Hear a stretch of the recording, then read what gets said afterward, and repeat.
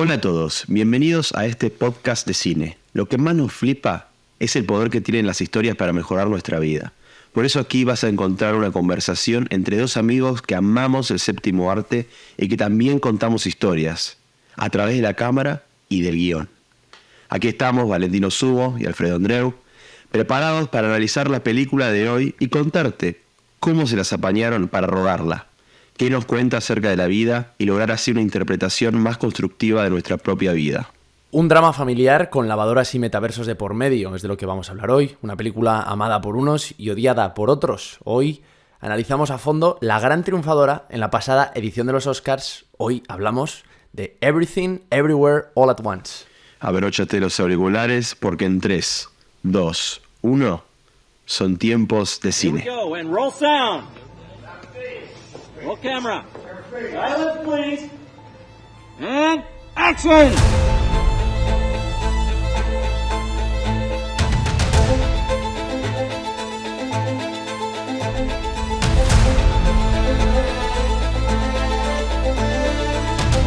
¿Cómo va?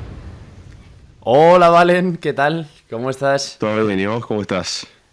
Hombre, pues con muchas ganas. La verdad es que siempre que este rato que estamos hablando de cine, aprendo mucho, me lo paso muy bien y no sé. La verdad es que esto lo haría todos los días, ¿eh? Si pudiéramos. Sí, se disfruta. Lástima que hay que prepararlo, hay que pensarlo, pero si no estaría para hacerlo todos los días. Es muy entretenido, Total, enriquecedor.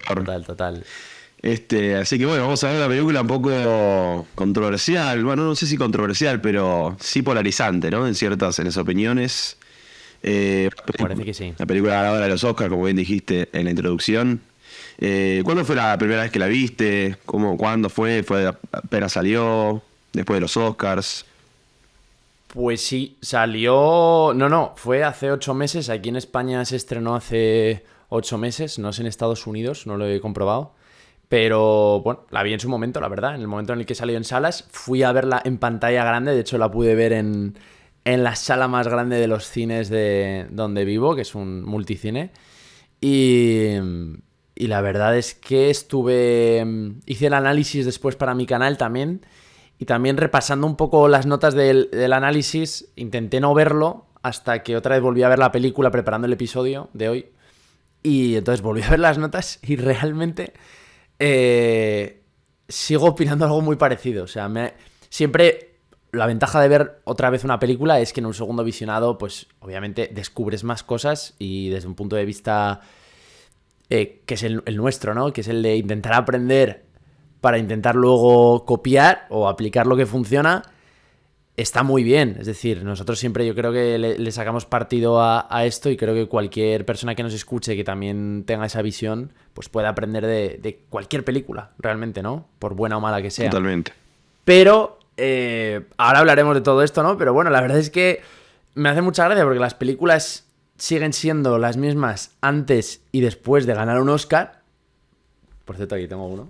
Lo he traído para el episodio. Le he pedido uno a los Daniels, uno que les sobraba y lo he traído. Pero, bueno, parece que, ¿no? Una película gana aquí una estatuilla dorada, ¿no? Y ya parece como que está blindada, ¿no? Sí. ¿Tú qué opinas? ¿No? Es como que ya no se puede ya parar. todo adquiere un brillo distinto, Sí. ¿no? Parece que todo se cierra sobre sí mismo y ya no puedes decir nada que no sea ensalzarla o ponerla de obra maestra. ¿Tú qué crees? Sí, yo creo lo mismo. Yo la vi en su momento cuando empezó a haber tanto furor por la película, que está buenísima, todo, y la fui a ver con ganas de verla.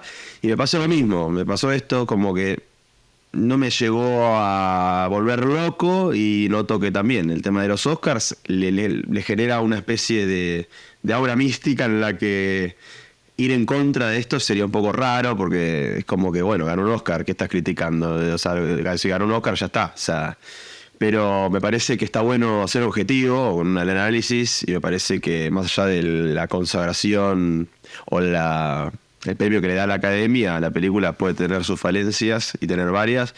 Y aparte sabemos bien que la Academia muchas veces no solamente premia a nivel cinematográfico o... Sí, con lo que tiene que ver con los elementos del cine, sino que también a veces mete un poco de lo que es cierta política o cierta favoritismo en base a ciertos elementos que no tienen que ver con el cine, así que me parece que estaría bueno que podamos desglosar un poco esta película. Así que bueno, estaría bueno contar a la gente de qué va la historia, ¿no? Sí, Es difícil, es una película un poco difícil de poder explicarse simplemente porque es una película que es bastante juguetona, podríamos decir. ¿Cómo definirías vos de qué va esta película? sí, es bastante traviesa. Juguetona. Sí, no, a ver, la verdad es que la película, a su favor hay que decir que es totalmente inesperada. Uno de los grandes elementos de guión que siempre buscas cuando escribes y que siempre te repiten tus profes de guión es que sea inesperado, ¿no? Que sea inesperado, unexpected es una palabra que se repite mucho en cualquier masterclass de cualquier guionista y es cierto que ese guión lo tiene a su favor, es decir, no es previsible, Claro. por supuesto. ¿De qué va esta historia? Pues esto no deja de ser un drama familiar mezclado con una historia de inmigrantes y es la historia al final, si pelamos toda la cebolla, lo que nos quedamos, el corazón de toda esta historia es que es una madre que intenta reconectar con su familia en medio de todo ese ruido, ¿no? Correcto. Y es esta madre con esta hija que han perdido esa comunicación y que se han convertido en unas extrañas la una para la otra. Y eso es un poco el de qué va esta historia. No sé tú, yo cuando la fui a ver, la verdad es que no conocía a los Daniels. Yo tampoco. Yo no conocía a los Daniels, pero a medida que empecé a investigar un poco más por esta película y por el episodio, empecé a ver que, bueno, su filmografía tiene mucho de lo absurdo. Tiene mucho que ver con lo que vimos en Everything Everywhere All at Once. Pero me pareció muy interesante la definición que le hace Rian Johnson, el director de Knives Out, a la película, de qué va la película, que es que es lo mismo que dijiste vos. Pero él dice, es un drama familiar encapsulado, lo digo entre comillas porque él lo dijo en inglés y estoy traduciendo así por encima, a una película, en una película de ciencia ficción. Entonces, los Daniels le dicen, sí, va por ese lado, es lo que más o menos queremos decir. Y sí, es como decís vos, si vos sacás, vas sacando las capas, nos quedamos con un drama familiar. Y es eso. Y sí, creo que también igual hay ciertos debates filosóficos por detrás que intentan llevar, como el del nihilismo, ¿no? De eso que no importa, la vida no es importante, porque si todos vivimos en un universo infinito, en un tiempo infinito, ¿qué importancia tienen nuestras acciones? Y si encima cada acción, según esta película, abre un universo nuevo, nada tiene importancia. Y eso está ahí también, que se ve en muchas películas, es un tipo de debate filosófico bastante común y interesante, y también está, pero es cierto que la película, el conflicto, digamos, la estructura ronda alrededor de esa pelea familiar y esa madre que tiene que reconectar con esa familia. Yo pensaba que el tema de los Daniels sí que lo ibas a conocer algo más que yo, porque tú ruedas mucho videoclip, mucho music video. Sí. Y yo, por lo que estoy investigando, la verdad es que han rodado un montón de videoclips estos tíos. La mayoría de las veces acreditados como Daniels, o sea, los dos. Y también tienen muchísimos cortometrajes, que para la corta edad que tienen, relativamente, porque son súper jóvenes Sí. para ser directores y más de esta talla ya, o sea, ya oscarizados, súper oscarizados, hasta 7 Oscars. Sí. Pero no todos para ellos, pero bueno, su peli, la triunfadora de la noche, sin lugar a dudas, ¿no? Junto a Sin Novedad en el Frente, pero tienen 35 años o por ahí, y la verdad es que aparte de la peli de Swiss Army Man, que esa sí que la había visto, que es una extravagancia, es una rareza, pero es muy divertida, y es lo que tú dices, que ahí ya se ven muchos elementos del absurdo. Sí. Pero fíjate, a mí esa película me emocionó mucho, me transmitió cosas, no sé, me llevó a sitios donde no esperaba emocionarme y me agradó mucho y me reí mucho. También es verdad que la vi con un amigo que me la había recomendado después de terminar la universidad, y también eso ayudó, ¿no? El verla con él.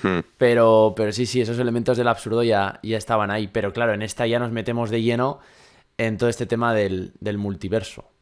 Que el multiverso, pues la verdad, es un tema que ahora hablamos mucho de esto. Pero ¿cómo se aborda este tema del multiverso en esta peli, ¿vale? Yo creo que la forma que tienen de llevarlo a cabo, o sea, los elementos que utilizan, los planos que deciden hacer, o sea, la forma, ¿no? Como uno cuando hace una película puede, tiene un contenido, digamos, una historia, pero hay muchas formas de poder hacerlo, ¿no? Tenés la forma y el contenido. La forma que ellos llevan a cabo para mí es creativa, para mí es buena, para mí es interesante, es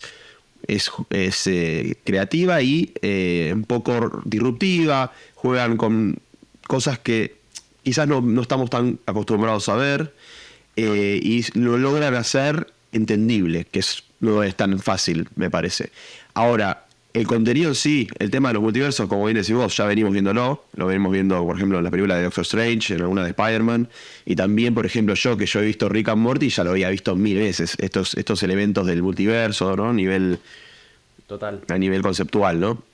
Y me parece que en ese sentido no me pareció súper creativo. Yo ya lo conocía, pero es verdad que quizás si alguien nunca había tenido contacto con todo este tipo de elementos en las historias, y puede ser que sea muy atractivo de empezar a mirar estos tipos de historias. Pero me pareció que en ese sentido es una película muy decente, pero sí me pareció que es bastante interesante cómo lo muestran y que tan bien lo explican. Me parece que se entiende bastante bien.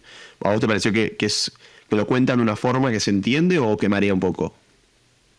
Sí, o sea, yo, claro, partes de la premisa de que al final el multiverso vienen a ser como todas estas, lo que tú bien decías antes, ¿no? Como todos estos universos paralelos, todas estas realidades que se generan en donde tú estás viviendo otras vidas.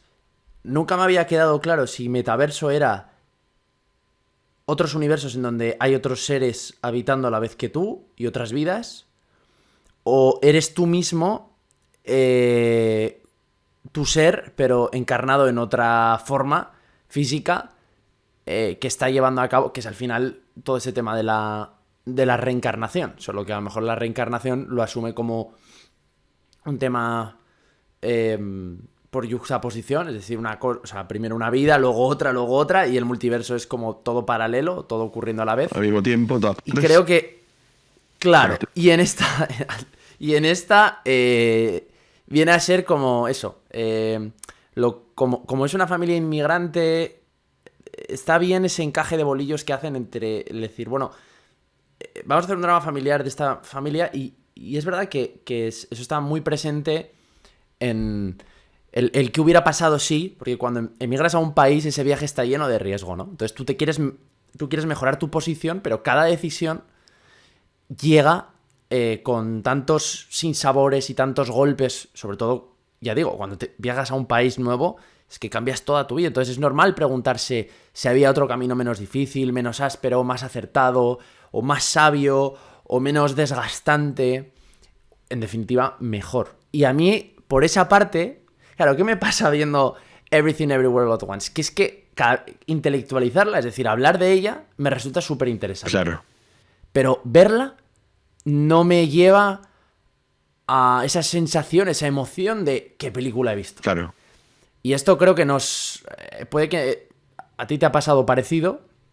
Puede ser. Sí, a mí me pasa lo mismo. O sea, me parece como a nivel conceptual la película es interesante. A nivel la forma es muy bien llevada a cabo, pero en el sentido más visual, en el sentido más de la elección de planos y en el sentido de las transiciones. Pero sí que a nivel narrativo siento que no logra, o sea, una historia buena tiene que lograr darnos un mensaje, sí, pero no de una forma inteligente, una forma contándonos una historia que nosotros nos involucremos, que nos importen sus personajes, que la creamos, que sintamos realidad en esa película, no que sea simplemente absurdo por el afán de hacer absurdo.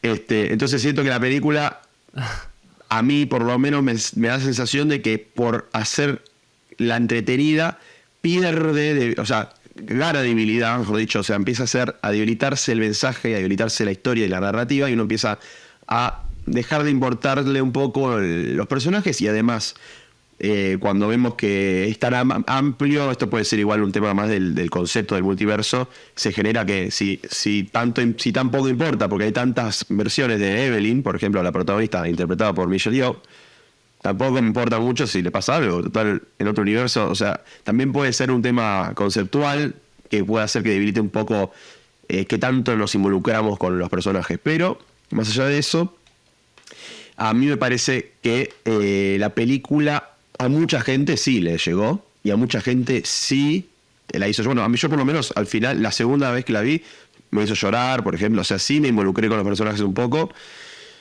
Bueno, Pero sí me pasó que no. pues eso ya es mucho. Sí, pero no sentí que fue gracias específicamente. O sea, no sentí que la película me llevó tanto a llorar, sino que fue la escena en sí, por algún tema capaz que a mí me hizo conectar con algo mío, no lo sé.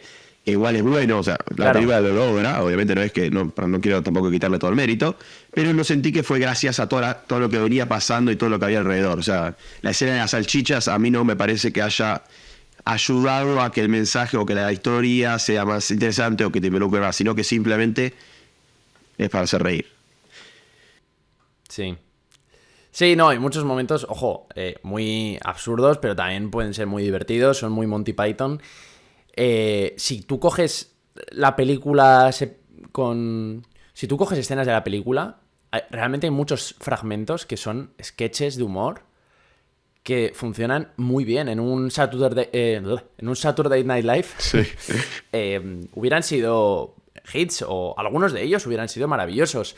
Y ahora que dices lo de emocionarse, yo no digo que no me haya emocionado con esta película, en realidad hubo un momento que sí que me rompió a reír en el cine y que me puso casi los pelos de punta de emoción, que es cuando están en esa espiral en la que están teniendo una discusión madre-hija y de repente se convierten en esas piedras, en ese acantilado. Por cierto, en este episodio vamos a analizar la película a fondo y por supuesto partimos del hecho de que vamos a dar spoilers, o sea, vamos a caer en spoilers continuamente. Espero que la gente que escuche este episodio ahora esté prevenida, ¿no? Y que la haya visto. Sí. Si no, no podíamos Analizarla. tocar cosas muy... Claro, si no, no podíamos realmente analizarla y vamos a hacer una conversación muy superficial. Pero bueno, sí. A mí al final lo mejor, esta visión del multiverso que más me gusta y que hace esta peli, que no he visto a lo mejor tanto en otras, que no vi en Spider-Man o no vi en... Bueno, esta última de Spider-Man, la de No Way Home, o la del universo de la locura, que es una... Sí. locura, nunca mejor dicho, de peli, que tampoco me llegó para nada. Sí. Pero es esto de que al final cada decisión en la vida Sí. te genera, que esto se supone que hay una teoría científica, o más o menos una teoría pensada a nivel ciencia, que es la teoría cuántica, la teoría de cuerdas. Bueno, no lo sé muy bien, esto nos haría falta un físico para que nos lo explicara con un lenguaje sencillo, pero viene a ser que cada decisión genera una serie de bifurcaciones o de caminos, que son todos los ¿y si hubiera hecho eso?, ¿no? Y en todas esas realidades, realmente la madre, que es la protagonista, junto a la hija, usa, digamos, bueno, llega a tener unas vidas en las que alcanza ciertos potenciales. En una es, pues eso, cocinera, en otra cantante, en otra actriz, en otra karateca, en otra no sé qué. Y para ganar, y digamos que los personajes pueden conectar con esas otras vidas haciendo algo absurdo, ¿no? Cualquier cosa absurda, como en el caso de Waymond, comer un chicle, lo que sea, y eso es lo que les hace adquirir esas habilidades que ellos tienen en otros multiversos para salir de algún problema o lograr el objetivo que tienen en este. A mí esa idea me parece muy interesante. No sé a ti. Sí, yo estoy de acuerdo. A mí eso sí me pareció muy original, lo de hacer algo Claro. extraño, por ejemplo, para poder conectarse con otro universo, me pareció muy original porque es cierto, vos decís, entonces si podés conectarte con otros universos, ¿por qué nunca pasó? Bueno, porque justamente no haces esas cosas que hay que hacer para poder conectarse. Entonces, si uno lo hace a propósito, Sí. puede conectarse. Eso me pareció original. Por otro lado, lo que vos decís del tema de qué decisiones hubiese llevado a qué lugar en nuestra vida si lo hubiésemos tomado, también es una pregunta que todos nos hacemos. Bien dijiste vos, yo mismo soy migrante y uno piensa, ¿qué estaría haciendo yo ahora en mi vida si yo me hubiese quedado en mi país? En mi caso en Argentina. ¿Qué pasaría si yo me hubiera venido a Florida, hubiese ido a otro estado, a otro país? Y obviamente uno, así con cualquier decisión que toma. Son miles y miles de decisiones que tomamos que uno se lo pregunta y está muy interesante verlo. Es verdad que eso no lo había visto en quizás en Doctor Strange y con Spider-Man. Y es verdad que es muy interesante analizarlo desde ese punto de vista y ver cómo... A mí me gusta mucho las secuencias en las que vamos al inicio de Evelyn, que lo muestran encima con otro aspecto, el aspecto de la... Me sale el aspect ratio, ¿no? Que es 4/3, que se ve como más film, estilo celuloide. Y ahí vemos como ella es chiquita y se va y va corriendo por China, y están los padres y ella emigra. Todo eso me gustó mucho, como yendo al principio y te muestra qué hubiese pasado. Eso me pareció interesante. Pero todo esto que estamos hablando me parece que puede resumirse un poco, ¿no? Que es una de las cosas que me parece importante recalcar de esta película, me parece interesante, es que es todo muy caótico. O sea, pensar todo esto, qué hubiese pasado, verlo, poder analizarlo, también uno mismo puede maquinarse pensando qué hubiese pasado si yo hubiese hecho esto o lo otro, es bastante caótico. Es un pensamiento que trae muchas ideas, muchas preocupaciones, mucho caos, y la película es una película que muestra bastante caos, es caótica, es una película que pasan cosas por todos lados, colores, efectos, universos en donde hay mano de salchicha, ¿cómo se llama? El que le maneja los pelos al cocinero, ahora no me acuerdo el nombre del animal, el mapache creo que era. Mapache, sí. Sí, el Rakakuni que le dice en la película, y todo eso es caótico. Y eso es lo que eso está bueno también. Sí. Pero al principio, ¿qué es lo que vemos? Cuando arrancamos la película, vemos caos. El marido, que no me recuerdo el nombre, que quiere divorciarse. El padre que está enfermo y no se acuerda de las cosas. La hija que es gay no puede transmitírselo a la madre y al abuelo. Todo está mal, todo es caótico. Tiene que ir a la IRS, o sea, a lo que sería la Hacienda en España o a la FIP en la Argentina, a ver el tema de los impuestos porque lo están auditando. Todo un caos. Todo es caótico. Que es un poco... Hay un libro de David Mamet, que es un director de cine, que dice, las películas arrancan con caos y tienen que llegar al orden. Y me parece que esta película parece que los daños se leyeron ese libro y siguieron un poco con esa línea, ¿no? Es caos, caos, caos para llegar a un orden, pero para llegar a ese orden viene mucho más caos, ¿no?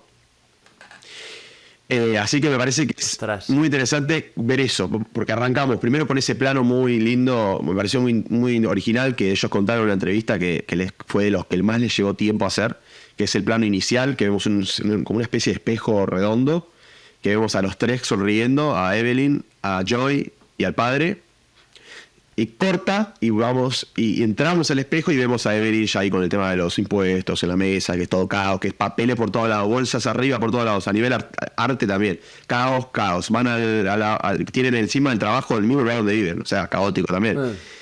Se gritan de uno arriba hacia el otro, Peri, bajá que está acá el cliente, vienen los clientes de todo tipo, algunos que son maleducados, otros... O sea, es caótica la vida que tienen en ese lugar, esa casa caótica. O sea, viene la abuela, no se acuerda de la nieta, es todo caótico. Y cuando está sucediendo, más caos entra. Sí.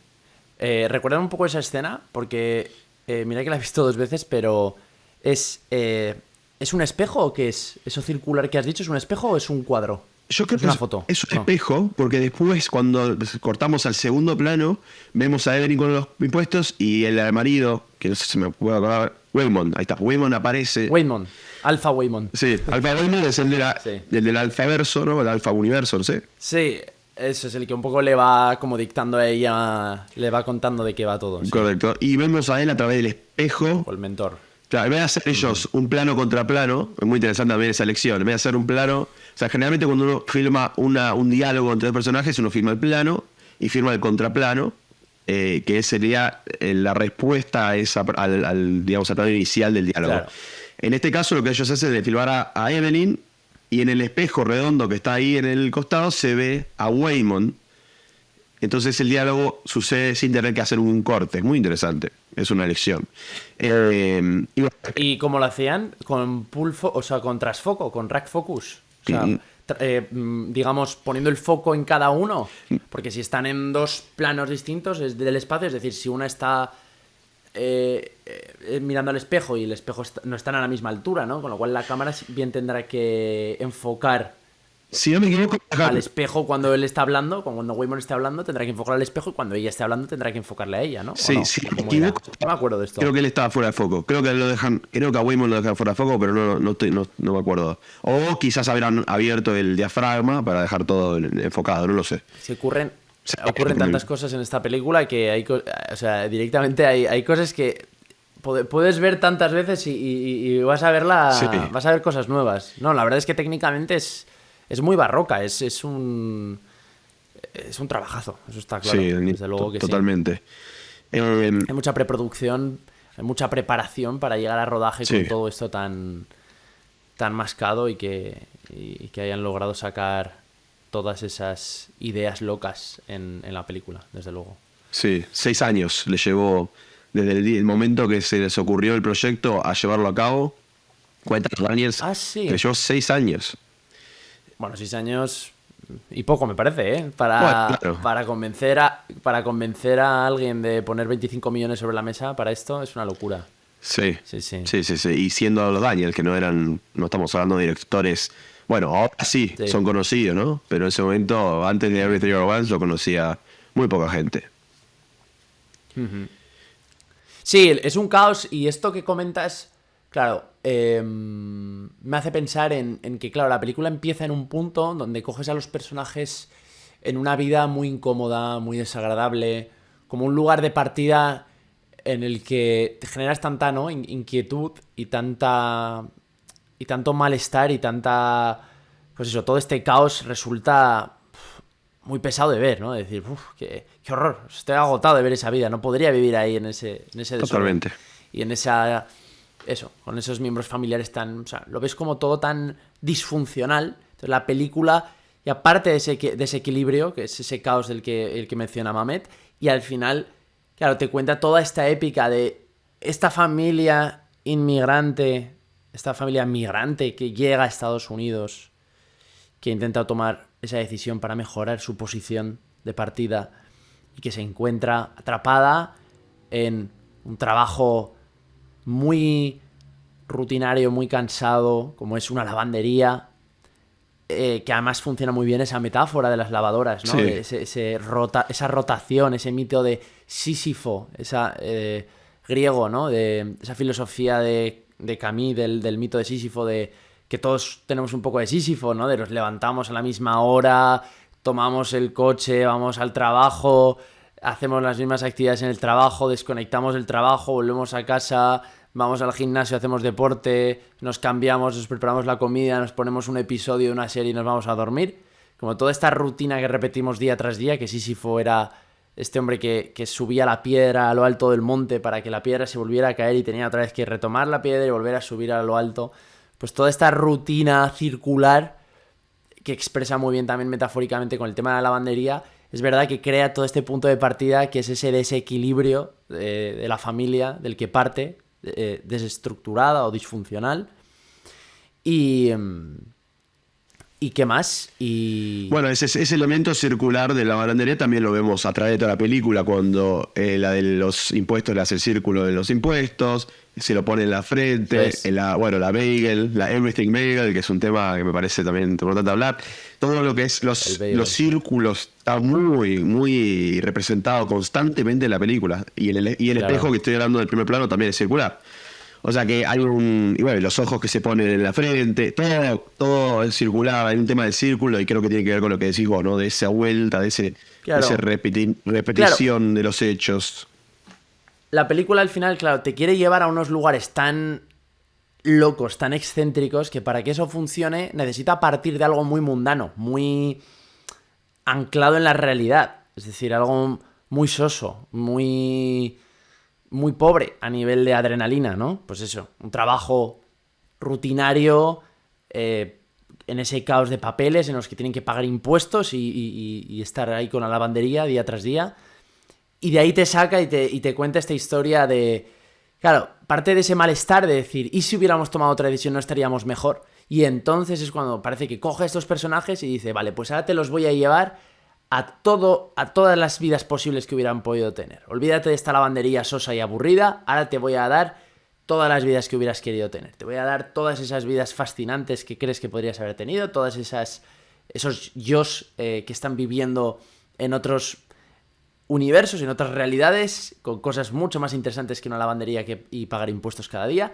Y al final te voy a aterrizar de nuevo al principio, pero con suerte habiendo cambiado después de ese viaje, que es ahora después de haber degustado toda esa realidad, toda esa vida fascinante, haber vivido esa gran aventura que te ha sacado de tu caos y de tu mundo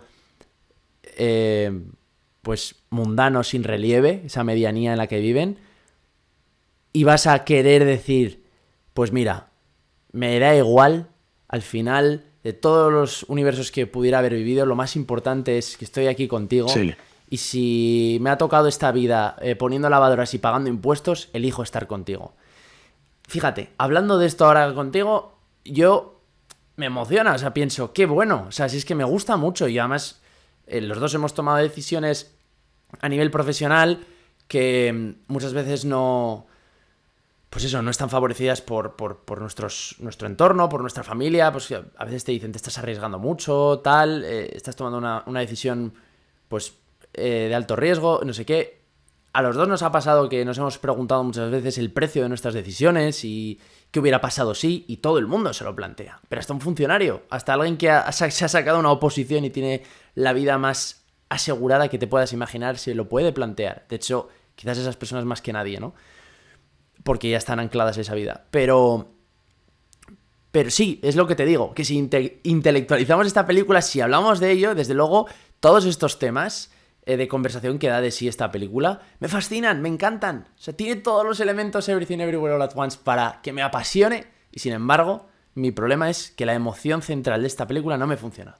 Yo me siento emocionalmente manipulado hacia donde los Daniels me quieren llevar en este drama reconciliador así de madre e hija, y toda esa intensidad de las emociones que quieren crear a mí al final no me resultan sinceras o no me llegan, no son creíbles, no me golpean, ¿no? A un nivel visceral, que es de lo que todo esto realmente va, que el cine es emoción. Yo lo veo más como una sucesión de escenas, pero no hay una evolución de personajes, de ese conflicto central madre-hija, y es difícil, es que es muy difícil dar con un guión que funcione a nivel de personajes y que genere esos momentos de más tensión y que luego se relaje y que luego otra vez vuelva a coger fuerza, ritmo y emoción y otra vez. Y al final siento que hemos hecho todo este viaje para cantarme esta canción un poco Disney de que de todas las vidas posibles, ¿no? Elijo haberla vivido contigo. No sé, ¿cómo lo ves? Sí, estoy de acuerdo. He dicho muchas cosas, perdón. No, me parece perfecto, muy interesante eso, así que habla que está bueno escuchar. Mira, la verdad es que me pasa lo mismo. Estaba pensando mientras hablabas, yo por ejemplo, después de analizar toda esta película y hacer el guión un poco, o sea, el episodio, después vi Good Will Hunting, la película de Matt Damon y Robert Williams, no tiene absolutamente nada que ver con el episodio de la película, pero es una película que me hizo vibrar, llorar, reír. Fue un paseo, no tiene ningún viaje multiuniversal, no tiene ninguna manos de salchicha, no tiene nada. Y a mí, que también es personal, obviamente, porque el arte es subjetivo y todo, pero a mí eso no me pasó con Everything Everywhere All at Once ni de cerca. Entonces a mí, la verdad es que la película me entretuvo, me hace pensar, como decimos cuando la empezamos a debatir y intelectualizar el tema en discusión, es interesante y es apasionante, pero es como que la película para mí, mi opinión es que se debilita mucho por la absurdización, por llevarla todo el tiempo, que además puede ser, o sea, tiene sentido lo absurdo también, porque es verdad que si estamos pensando que hay infinitos universos, y la teoría de la infinitud muchas veces se entiende en el sentido de que si es infinito, entonces todo es posible, porque si es infinito, todas las posibilidades y todas las mezclas que existen y posibles de imaginar existen, porque es infinito.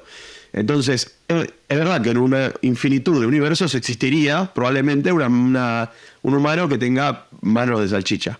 Y es muy gracioso que encima hace la referencia a Odisea 2001 y muestran a los monos que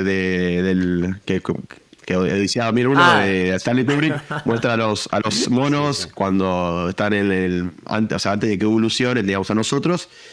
Y esta película hace una referencia a eso y muestra que en realidad los monos con manos salchicha le ganaron a los monos que tienen manos como nosotros, entonces por eso la evolución terminó siendo que todos tengan manos salchicha. Pero después le agregan eso, una escena en la que se ponen a jugar con las manos y sale ketchup y mostaza, de una forma muy bizarra, muy extraña, que a mí me saca de de la línea narrativa, del camino espiritual de la que podría haber estado, hubiese llegado quizás al final de la película.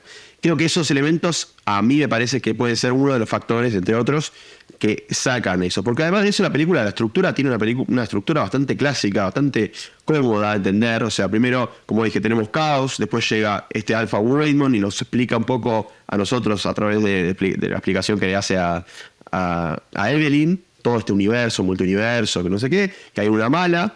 Ahí es cuando Evelyn entiende toda esta situación y empieza a poder controlarlo y se entera de que está Joe Topaki, que en realidad es su hija, que por cierto a mí me parece bastante absurdo también el hecho de que todo este multiuniverso y todo este universo enorme y caótico quiera armarse solamente, o sea, la mala sea la hija, el bueno sea el esposo, el jefe sea el padre y la héroe sea ella. O sea, todo ronda a través de una familia, siendo un universo tan grande, también me parece bastante raro. Pero además de todo eso, o sea, la que está por destruir el universo es la hija, y la que está por salvarlo es la madre. Y todo el resto del mundo no existe. También me pareció un poco loco, que podría igual hacer referencia a que todo es una metáfora de su relación y demás. Claro, sí, justo. Pero nada, ella entiende que tiene que transformarse en algo parecido a la hija para poder salvarla. Después, corremos más adelante y empieza a Joe Topaki, que es la mala, que es la hija en realidad, le empieza a mostrar esta filosofía nihilista y le dice, mira, al final no importa nada. Entonces ella empieza a tener esa actitud y ahí es cuando aparece, para mí, el último turning point, que es lo que hace que la película llegue a su fin, que es que Evelyn llegando a ser como Joe Topaki, a perder todo ese interés por la vida, porque entiende que en realidad no importa nada, creo que vamos también a la escena de las piedras que vos dijiste. Ahí es cuando ve a Waymond y empieza a hacer un raconto de todas las veces que ella vio bondad en él, y un montón de casos en los que él es bueno y ayuda y entiende, y él le dice, no nos enojemos, no peleemos, que haya bondad. Y ella es cuando hace el clic final y el arco del personaje como que llega a su última curva, digamos, a su último pedazo, y ella dice, no, ahora vamos a cambiar todo con bondad. Y ahí ella, cuando logra valorar a su marido y logra entender a su hija, y ahí llegamos al final y demás. Me parece que en ese sentido, a nivel estructural, está bastante bien. Entonces, cuando entiendo esto, digo, entonces, ¿cuál es el problema? ¿Por qué no nos llega? ¿Por qué la vemos, nos inspira la historia, pero hay algo que nos está haciendo ruido? Yo creo que tiene que ver mucho con lo absurdo. Con lo absurdo, puede ser, ¿eh? Puede ser. Porque ahora que has mencionado a Jamie Lee Curtis, es verdad que está divertida y está estupenda y está creíble y es interesante ver todo lo que hace y por supuesto, ¿no? Y está muy en el ahora, es fascinante, pero a lo mejor sí se pasa de caricaturesco, ¿no? Y llega un punto en el que no te lo terminas de creer todo y por lo tanto, si esos personajes antagónicos, ¿no? Que se oponen o que son un obstáculo para el protagonista, para que logre sus objetivos o para que salga airoso de una situación, entonces la película no te va a funcionar. No sé, a mí puede que ahora que has dicho eso, no lo sé, puede que vaya por ahí, por ese tema del absurdo. Mira, yo leía esto en Rotten Tomatoes, sí. En la audiencia la he visto bastante dividida y en IMDb también. Sí. Pero bueno, había una persona que decía incredible acting, stunning visuals, o sea, muy fascinante todo, muy visualmente impactante, muy deep, muy profunda, una película muy poderosa. Everything Everywhere All at Once lo tiene todo. Pues yo estoy en desacuerdo. Para mí, puede que es verdad que la estructura a la que lo comentas sí que esté bien diseñada y probablemente haga falta porque aterrizar todos los elementos que se ven no es sencillo, entonces entiendo que habrán diseñado una estructura, unos cimientos sólidos, pero a mí ese drama familiar a mí no me llega. Aunque haya escenas que me rompan, ya te digo, a reír o que me pongan los pelos de punta, es como si me hinchase una tarde a ver vídeos de TikTok. Esto me pasa un poco, ¿no? Después de ver un montón de vídeos de TikTok y te quedas vacío, como exhausto de ver tantas imágenes y tanta acción sin una emoción detrás de todo eso, que haga un viaje, ¿no? Que haga que todo eso merezca la pena. Yo tengo esa sensación. Las 2 veces que la he terminado de ver, me ha pasado un poco esto. Sí. No sé. Sí, a mí yo estoy de acuerdo, yo estoy de acuerdo. Y además tiene ciertos agujeros también, para mí, que se rompe un poco con lo que viene queriendo construir. Tiene como unos agujeros de guión. Por ejemplo, dos que no quería dejar pasar es, por ejemplo, que para mí, no sé, es en teoría lo que ellos atraen de la otra vida, del otro universo, son habilidades. Sin embargo, ella adquiere fuerza en los meñiques para poder hacer cosas que no podría, o sea, no tiene sentido. ¿Sí? No, o sea, no tiene la fuerza en ese universo. Entonces, como que siento que hasta encima, que todo es bastante absurdo, encima ni se puede tomar en serio las reglas que puso, ¿no? Y después, por ejemplo, la escena de las piedras, me parece que es interesante, eso me pareció muy disruptivo, muy distinto. Pero igual, si no hay vida en ese universo, ¿cómo es que están en las piedras? Si no hay vida. Entonces uno podría decir, bueno, pero todo me puede pasar porque, bueno, está bien. Entonces con esas reglas hacemos cualquier cosa. Pero eso me pasó a mí. Si no hay vida, es un universo en el que no pudo haber vida, las piedras no tienen vida, ¿cómo te estás instaurando en una piedra? Si en teoría Claro. solamente pueden comunicarse con otras personas iguales. O sea, solamente Evelyn puede entrar en Evelyn. Y Joy. Entonces, ¿cómo puede ser que estén en piedras? Entonces, en ese sentido, se rompe también. Entonces, me parece interesante y me parece que funciona igual. Pero tiene esos agujeros. Entonces, yendo a todo eso igual que estamos hablando, que vos bien dijiste también, creo que hay un problema. Es que en realidad, a mí por lo menos lo que me pasa es que lo estoy analizando ya desde ahora, viendo que ganó un Oscar y viendo todo lo que la gente dice. Y yo estaba viendo una entrevista de los Daniels, y Daniel, el que no es Daniel Kwan, el otro, que no me acuerdo del apellido, el pelado. Shane Hirt o algo así. Sí. Él dice, yo era el encargado durante el rodaje de decir, nosotros no estamos haciendo la película para los Oscars. Cuando dijo eso dije, claro, el problema es que esto es una película para pasarla bien. Una película que tiene una historia interesante, que te llega, pero es una película para pasarla bien y pensar en esto y divertirse y jugar con estos temas, que tiene temas interesantes como lo que estamos hablando de las decisiones, el tema del nihilismo, y el tema de la familia, pero es simplemente eso. Y la gente, no sé por qué, y la academia y todo lo están llevando a un lugar de película de culto, digamos, de película, comparándola con películas que tienen unas historias impresionantes y una forma de contar impresionantes. Y en realidad ellos estaban haciendo una película divertida, una película con una historia interesante, otro tipo de película. No estaban apuntando a hacer, lo dijo el mismo Daniel, no estaban apuntando a hacer película de Oscars. Esta no es una película de Oscars. Tranquilo, él decía, no hace falta que hagamos toda una locura, esto no es una película de Oscars. Porque ellos cuentan como ellos, en realidad dijeron, bueno, hay ciertas cosas, un 10% que es importantísimo que lo hagamos bien. Un 25% que más o menos y otro resto que lo hagamos como podamos. Porque ellos son dos filmmakers más capaces más cerca de nosotros. O sea, hacemos lo que podemos con lo que tenemos, con los recursos que tenemos, en el tiempo que tenemos. Hacemos una película, se nos ocurrió una película divertidísima, hagámosla, es interesante, hagámosla con lo que podemos, con los recursos. Son poca gente, poco crew. Para hacer los efectos especiales eran 7 más los 2 directores.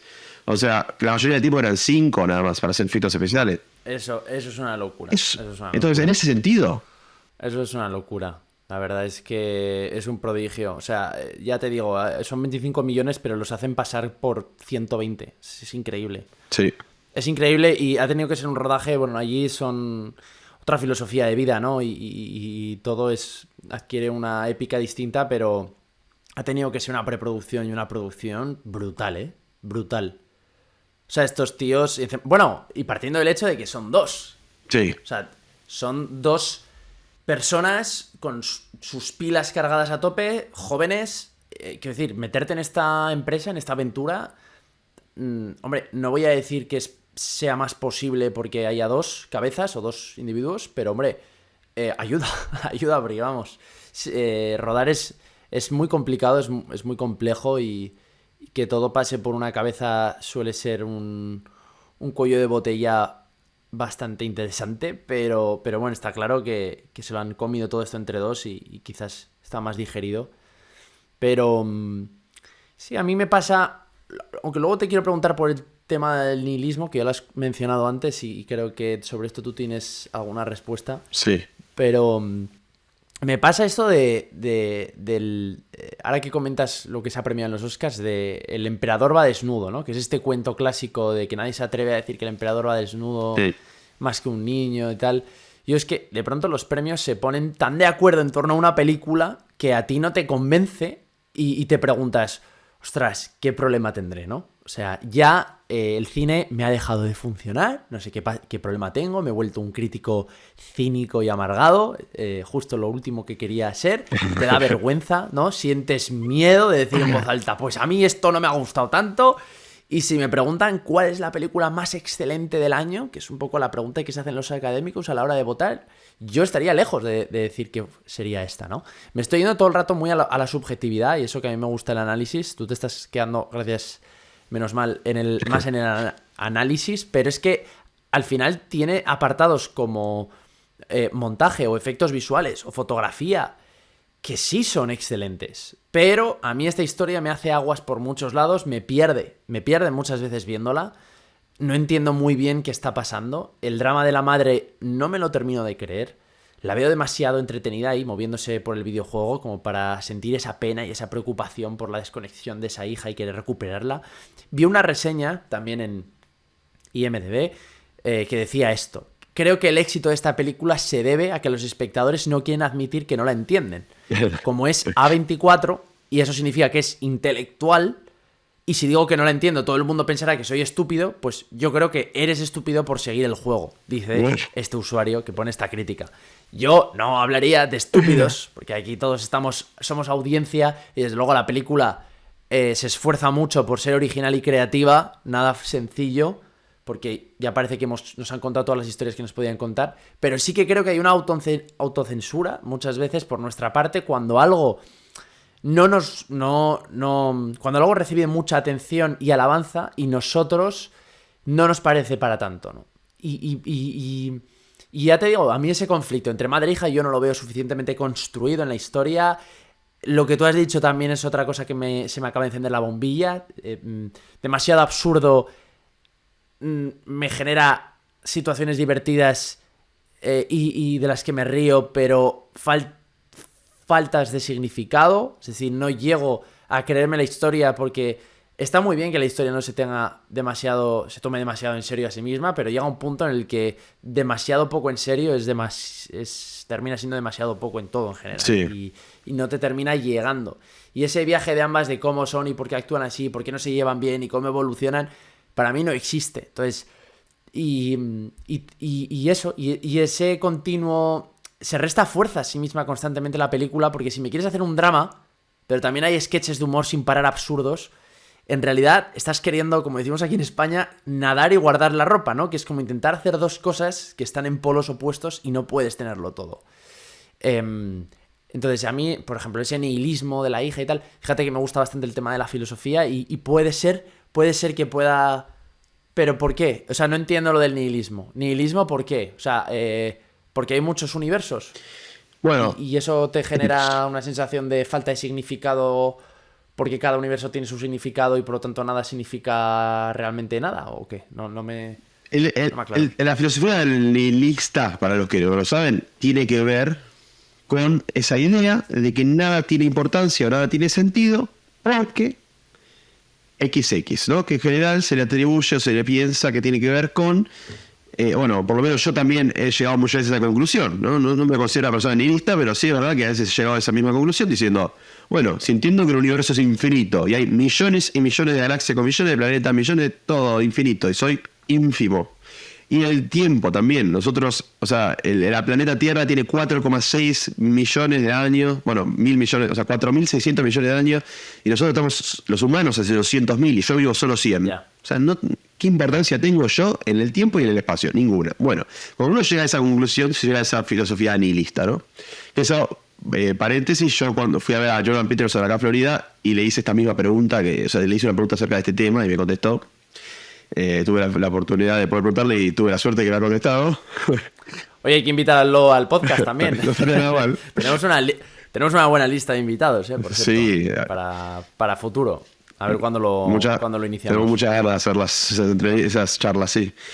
Y bueno, y le pregunté a Jordan Peterson acerca de este tema, ¿no? Y el tema de cómo, o sea, si todo esto uno llega a esta conclusión, cómo uno puede volver a sentir, digamos, importancia en las cosas, en las pequeñas cosas, ¿no? Escuchar una canción, en sentarse a charlar con un amigo, bueno, miles de cosas que uno se le puede poner en la cabeza cuando piensa en vivir, ¿no? En disfrutar de la vida.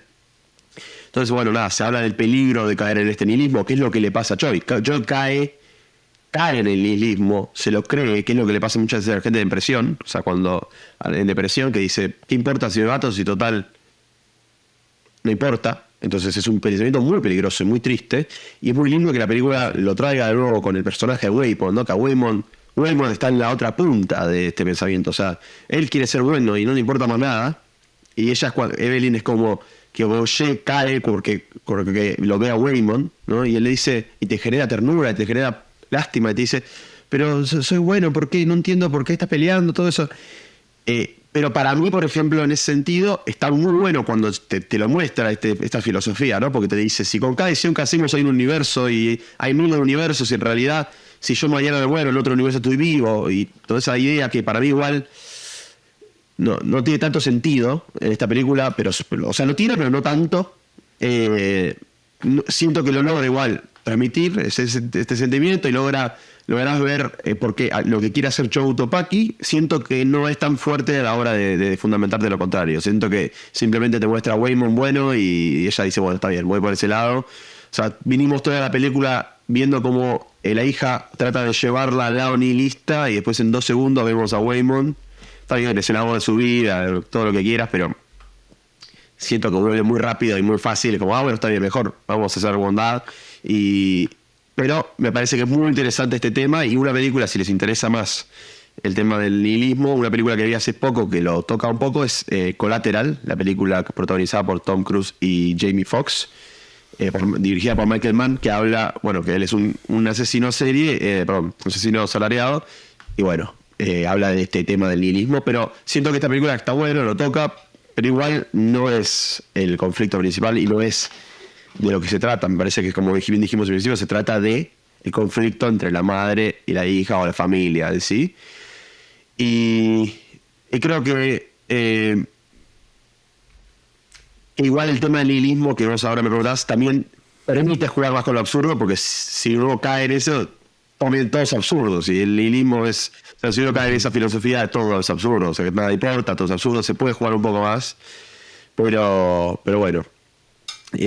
Hombre, es interesante, ¿eh? Es interesante porque viéndolo así, ahora también veo que obviamente ellos a nivel de guión han creado 2 personajes muy potentes y tienen un conflicto muy claro, que es madre e hija, pero no solo porque tienen esta incomunicación, ¿no? Porque una tiene sus valores y la otra tiene otros, cosa que además se agrava todavía más, pues por el hecho de que además la hija pues tiene una orientación sexual que a la madre pues a lo mejor no es la que más le agrada porque es más conservadora y demás.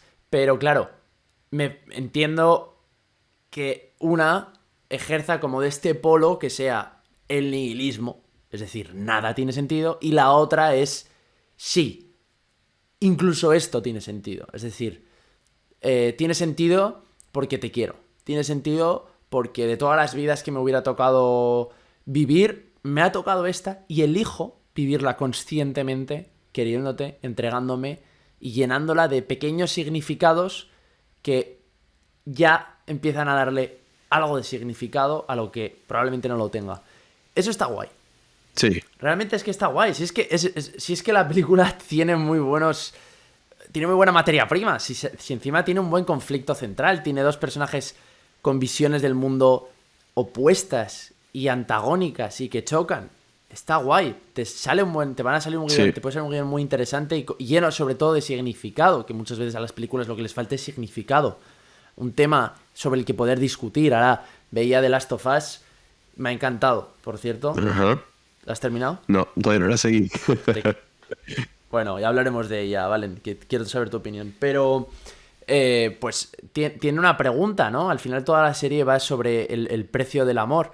Y eso es algo que puedes debatir después, y es algo que llena de significado la historia, es por lo que nos gustan a ti y a mí tanto el cine, porque nos da ese sentido, o nos llena de narrativa y de historias que nos ayudan a crecer y afrontar la vida con un poco más de sentido. Está guay. ahora que lo dices, pues mira, pues no había que... Pero ves, es que a mí me pasa otra vez de nuevo lo mismo, que no... Me funciona esto como el relato que podemos identificarnos de sociedad también hiperconectada, pero que al final no tiene verdaderas conexiones profundas que den sentido a nuestra vida, de este mundo cambiante y políticamente correcto y donde la verdad al final importa muy poco. Pero no, es que al final... Mira, un relato que a mí sí que me... También entiendo que los Oscars, los académicos, siempre tienden a premiar o bien algo que tenga algo de inclusión social, es decir, que veamos a una minoría representada que hasta ahora no se la había visto lo suficiente. Probablemente en Coda fue toda esa parte de la sociedad que es sordomuda y vino muy bien esa película para visibilizar. Y otras veces se premia una película que indirectamente o que no de una forma muy explícita nos está hablando del mundo de hoy, ¿no? Digamos que nos está evocando una serie de mundos que es a los que nos estamos dirigiendo y que nos dan algo de sentido a todo eso, como pudo ser en su momento The Shape of Water de Guillermo del Toro, que hablaba de ese miedo al monstruo, que era ese inmigrante, sobre todo en la época de Trump, ¿no? Ese que viene de fuera, ese que parece distinto, hay que acogerlo. O en este caso, pues es una historia que al final incluye las dos cosas, ¿no? Incluye minoría social o inmigrantes chinos, además, que no son precisamente el tipo de familia que abunda en las comedias o en los dramas americanos, y metaverso, ¿no? Entonces, yo, fíjate, he visto también el ensayo de... Bueno, he visto muchos ensayos de todos estos que nos gustan a nosotros, de Thomas Flight, de Like Stories of Old, de toda esta gente en YouTube. Uh-huh. Son muy buenos estos ensayistas y me encanta porque profundizan mucho generalmente las películas y le sacan mucho jugo. Pero Thomas Flight, en su ensayo de YouTube, es como que ya parte de un enamoramiento de su tesis, es decir, ya está enamorado de esa idea que defiende la película, porque es una obra contemporánea que habla de los problemas de nuestra época y da una posible curación o alivio, ¿no? Entonces es como que cualquier cosa nos vale con tal de hablar del metaverso. Es como si ahora sale una peli absurda y confusa y barroca sobre la inteligencia artificial, y ya la alabamos porque es muy actual, ¿no? Es como que, vale, habla de inteligencia artificial, ya nos vale. ¿No? No sé qué te parece a ti. Sí, siento que es la mezcla entre eso, que tiene eso de bueno, como es popular en multiverso, el metaverso, todos estos temas ahora, está alabada, y con lo que dijiste antes también, que es el tema de que como es tan grande y tan compleja y pasan tantas cosas y capaz no la entiendo del todo porque la vi una sola vez y la vi en el cine, decir que no es buena porque capaz no la entendí, bueno, digo que es buenísima y aparte es entretenida, entonces ya está, cumple todos los puntos, encima tiene lo que decimos, la de las minorías, tiene la de migración, tiene el tema de la homosexualidad porque la hija es gay y no puede decirlo y todo eso, entonces tiene todos los tintes y todos los... Es para mí everything, everywhere, and everywhere, tiene todo a la vez en todas partes, tiene todo, tiene... El tema de las migraciones, tiene el tema del multiverso, tiene el tema de la homosexualidad, de salir del closet, como se dice, ¿no? Tiene todo la película. Entonces, es cierto, como decís vos, tiene estos elementos que hacen que sea una potencial ganadora de Oscars, y a su vez a la gente le encantó, la taquilla fue bien, entonces era muy, muy, muy candidata a ganar, pero nosotros, siendo gente que le gusta el cine de otro tipo, y nos gustaría en el fondo que las películas ganadoras sean otras, porque eso fomentaría la realización de ese tipo de películas a futuro y estaría prediciendo un futuro cinematográfico que nos guste más. Capaz nos choca un poco cuando pasa este tipo de cosas que ganan en películas así, pero siento que tiene mucho que ver con esas cosas que estás diciendo, citando a otra gente también, y que creo que tiene mucho que ver, ¿no? Esto también de que es tan grande y tan amplio y tan difícil, porque la mayoría de la gente la habrá visto una vez. O sea, dudo que la mayoría de la gente la haya visto más de una vez, y la mayoría que la vio una vez y que le encantó, no, claramente no la entendió, porque es imposible verla una sola vez y entender todo. Es imposible. Y no tiene que ser ni tonto y siendo un genio tampoco lo vas a entender. Es una película que una sola vez y en el cine, sin pausarla y analizarla, es imposible entender todo lo que sucede y analizarla. Nosotros la vimos una vez, la analizamos, la pensamos, investigamos. Entonces, obviamente, tenemos un entendimiento de la película mucho más profundo. A mí me parecería raro que una persona que se haya tomado el tiempo de verla más de una vez y la haya analizado diga que la película es excelente por donde se la mire. Me parece que no. Pero bueno, si hay alguien que lo quiere decir y queremos y hacemos un debate, no hay ningún problema, estaría buenísimo poder escuchar una posición distinta. Pero me parece que igual, como bien dijimos, o sea, esto es a nivel guión y a nivel narrativo, a nivel de historia y a nivel de la sobrevalorización que tiene. Pero a nivel producción, a nivel imagen, a nivel visual, es excelente. ¿Qué opinas, por ejemplo, del casting de la película? Sí. ¿Te gustó la actuación de Michelle Yeoh? Sí, me gustaron. Insisto, creo que también los personajes necesitan un guión que los respalde, que les ayude a estar creíbles y a ser emocionantes. Y claro, como ya he dicho todo lo que he dicho sobre los personajes, los veo más personajes de videoclip, sobre todo a la hija, ¿no? Porque la veo muy bien, bueno, pues eso, como muy de videoclip. O sea, muy actriz de poner caras de todo tipo, de creérselo, de estar muy presente, con mucha personalidad, muy poderosa en escena. Pero la película vive de esos momentos continuamente, de generarte sensaciones, pero no hay una organicidad, no hay una evolución. A veces Waymond es quien me termina tocando un poco más la fibra, sobre todo porque también es verdad que el guión... partíamos del hecho de que aunque no nos haya emocionado a ninguno de los dos esta película y que nos estemos viniendo un poco arriba en este podcast, pero porque es nuestro y queremos ser honestos, estamos un poco yéndonos, ¿no? a otro tipo de valoración, porque todos los ensayistas de cine que a nosotros que nos gustan o con los que nos sentimos afines están poniendo esta película de obra maestra. Y nosotros, pues, pensamos que nos está fallando algunas cosas importantes en la historia, como para decir eso y que nos emocione. Pero aún así partíamos del hecho de que podemos disfrutar de todo y que seguro que le podemos sacar muchas cosas buenas a esta película. Y una de esas es una frase de diálogo que precisamente dice Waymond. Dice, estoy confundido también, pero cuando decido ver el lado bueno de las cosas, no estoy siendo ingenuo, estoy siendo estratégico. Es como que aprendí a sobrevivir a pesar de todo. Y a mí, fíjate, esa frase, ¿ves? De guión digo, ya ha merecido la pena. Si es que ya ha merecido la pena, si es que yo soy muy fácil de complacer. Es decir, a mí ya me hace salir esta película mejor de lo que entré a la sala. Me encanta esa frase. Estoy confundido también. ¿Cuántas veces no podríamos decir nosotros también eso en la vida, ¿no? Pero cuando decido ver el lado bueno de las cosas, no estoy siendo ingenuo, que muchas veces es lo que parece que somos. Estoy siendo estratégico. Esa ingenuidad aprendida. Hay un filósofo aquí en España que se llama Javier Goma, que habla mucho de este concepto y me flipa porque está en Everything, Everywhere, All at Once. De todas formas, tú te escuché algo decir de Michelle Yeoh y también viendo las notas del episodio creo que has llegado a profundizar bastante en esta actriz.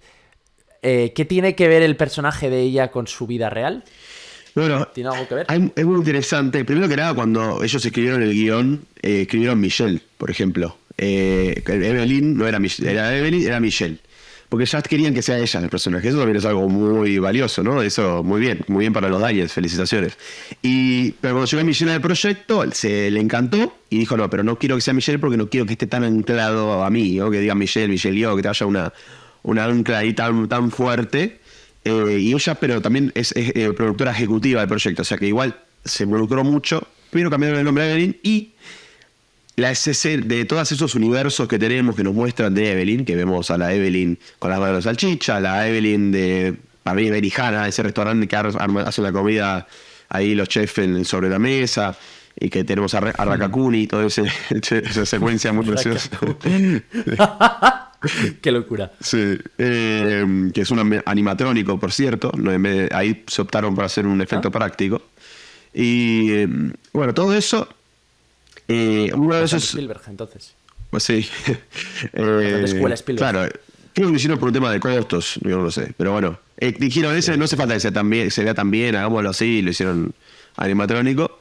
Bueno, cuestión, para ir al grano, hay uno de los universos que ella es una actriz famosa, ¿no? Que creo que es la primera que aparece de otro universo, una de las primeras. Que ella está en una limusina, baja y van al cine y están en el cine, y ella se cruza a Waymond adentro, pero no son pareja. Porque lo que sucedió fue que ella decide quedarse en China, en ese universo paralelo, ¿no? Que todas otras de las cosas que tiene este guión, que tiene subtramas bastante cerradas. O sea, tiene una conexión con la trama inicial, pero son bastante, digamos, separadas de la trama inicial. Son otras historias. Entonces, ahí vemos, por ejemplo, la historia de Michelle Yeoh, de Evelyn, que se queda en China, conoce una karateca, no sé, una de estas mujeres que hace samurái, no, yo no conozco todo esto, artes marciales, hace artes marciales. Y la enseña, la lleva por ese camino, ella empieza a pelear, también se hace actriz, y es una actriz que hace artes marciales y está viendo un screening, ¿no? una proyección de su película. Ella es Michelle Yeoh. Para mí ese universo paralelo es Michelle Yeoh, porque en un momento vemos como unos flashes que hace mucho esa película, como mostrarte mucha información rápido, ¿no? Que no llegas a ver qué está sucediendo. Bueno, en una de esas, ella es Michelle Yeoh con el fondo de Crazy Rich Asians, que es la película que hizo ella. O sea que vemos... Hay una meta referencia ahí a tope. Sí, es espectacular. Lo dije, no, buenísimo. O sea, ella, para mí, o sea, no es ella literalmente, pero sí es una referencia a ese personaje, es una referencia de ella, porque ella es actriz y también sabe artes marciales. Por eso también vino muy bien para esta película que tiene tanta pelea. Así que es muy interesante. Y una de las cosas que también escuché de los Daniels es que ella quiso que no haya diálogos en la escena de las piedras, porque tenían la duda, los Daniels decían, bueno, lo hacemos como lo hicieron, o lo hacemos con voz en off, que se escuchen a ellas hablando, ese diálogo se escucha, ¿no? Y Michelle dijo, no, esta escena tiene que ser con subtítulos, porque si no se pierde la mística de la escena. Y bueno, decidieron hacerlo así, y eso dijeron que fue una idea, no fue una idea de ella, sino que ella empujó para que eso suceda. Así que nada, muy interesante. La participación de Michelle Yeoh creo que hizo que la película sea, o sea, no sea la misma si no hubiese estado ella, básicamente. No, y desde luego a nivel de marketing, sin duda, vamos. Sí. Porque ha sido, vamos, la punta de lanza del proyecto. O sea, Michelle Yeoh ha sido, vamos, la delantero centro de la película. Ha marcado todos los goles. Yo creo que de cara a la carrera por los Oscars, la tía ha hecho mucho ruido. Sí, lo ha hecho muy bien. Sí. El resto de actores, ¿qué tal? ¿Quieres decir algo? Stephanie Hsu, ¿quién es exactamente? Ella es Joy. Ella... Claro. Como bien dijiste vos, me pareció que era se pasa que también el personaje es particular. Me gustó, estuvo bien, pero tampoco no me encantó. No fue un personaje, no sé. ¿A vos qué te pasó? ¿Te gustó? A mí no me generó ni bien ni mal. Ya, es lo que... Neutral. Sí, no, es lo que... Ya, es lo que te digo, que es que es un tema también de guión. Sí. O sea, yo creo que los actores hacen lo que pueden y están haciendo lo que los directores en este caso quieren. Si no se les puede reprochar nada, yo no les reprocho nada. Sí, totalmente. Ki-Yu Kwan, pero bueno, no... Sí. Ki-Yu Kwan, ¿te gustó? Ese me gustó más a mí.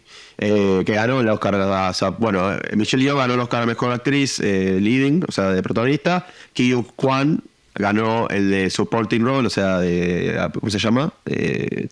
Sí. Waymond ganó el Oscar de reparto. Sí, ahí está. Waymond. Que sí, me pareció interesante. Aparte, por cierto, que hizo... Sí. Sí, perdón, termina. ¿Aparte de qué? Sí. No, que tiene esos cambios de personajes que va de Alpha Waymond a Waymond de otro Waymond todo el tiempo, que es interesante. ¿Quién es? Y que tiene el discurso para mí más emocionante de la gala. Sí, es muy gracioso.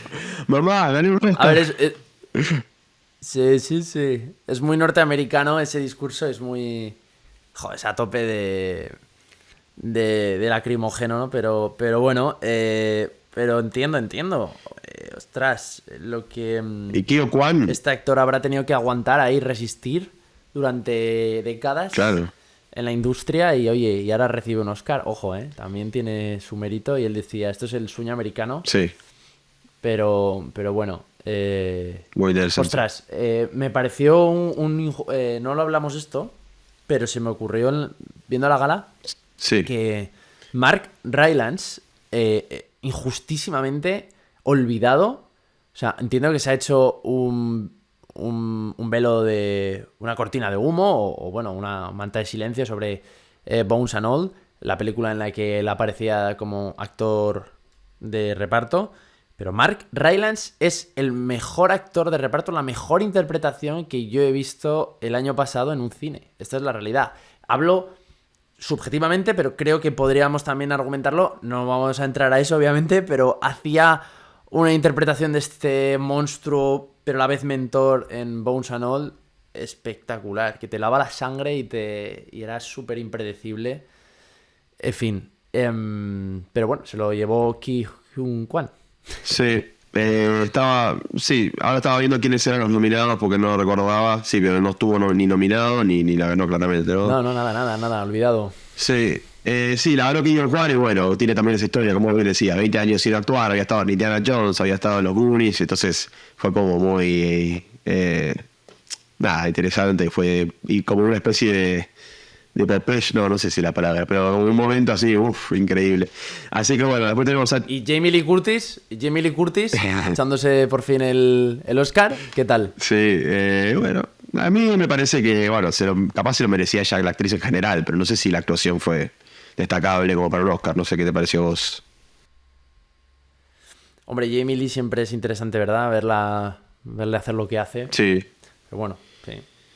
Sí.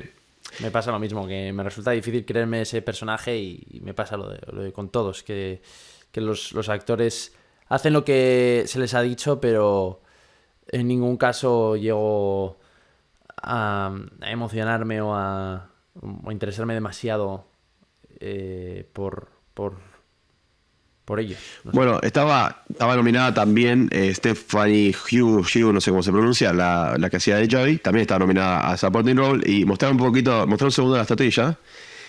En un momento, cuando hay una escena que ella tiene unos elementos y dice, no sé si te das cuenta, le dice la mamá, que todo en la realidad son la mezcla de varias partículas random juntas, no sé qué, y se ven varios elementos que ella tiene en la mano. Se le cambia de una rama, una espada, a varios elementos y en un momento aparece un Oscar. Ah, sí, es verdad. Y aparece un Se Oscar. le pone un Oscar. Es que cambia muy rápido Sí. y ya le está... Es lo que decías antes, el plano contra plano. Sí. Ah, es verdad. Y se pone con la mano. No me había fijado, de verdad. Sí. Qué bueno. Así que un poco también muy bien los Daniels que jugaron con eso y lo terminaron consiguiendo, o sea, gracioso también.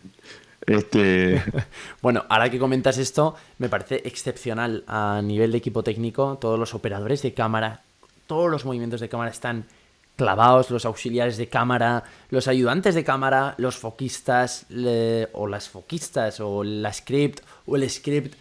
Menudo currazo Sí. habrá tenido en producción todo el equipo técnico, porque tú decías que se lo habían merendado todo como entre 7, ¿no? Los efectos visuales. Los efectos visuales eran 7, más los directores que también participaron, obviamente, y eran más que nada, en la mayoría del tiempo 5, más 2, y los directores. Y O sea, los directores también tienen nociones de visual effects. creo que, no sé, pero siempre nos nombran como que eran 7 más los directores, siempre habrán participado. Entonces, supongo que han participado en la decisión de la mayoría de las cosas, obviamente.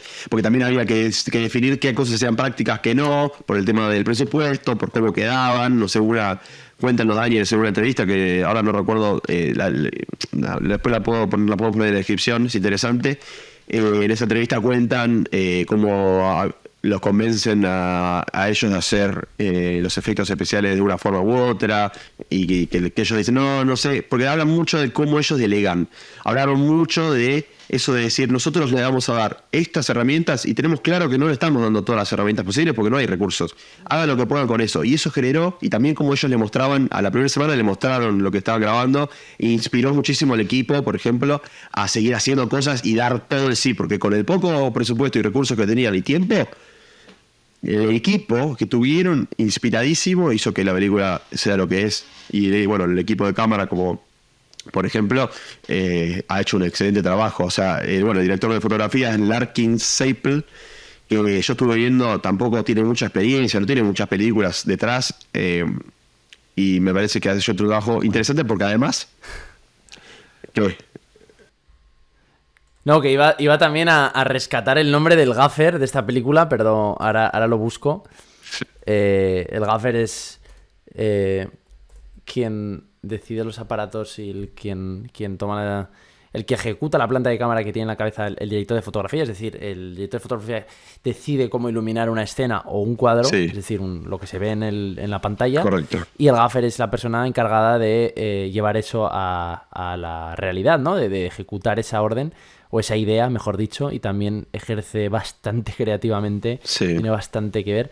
Y es Matthew Ardine, o Ardine, gaffer.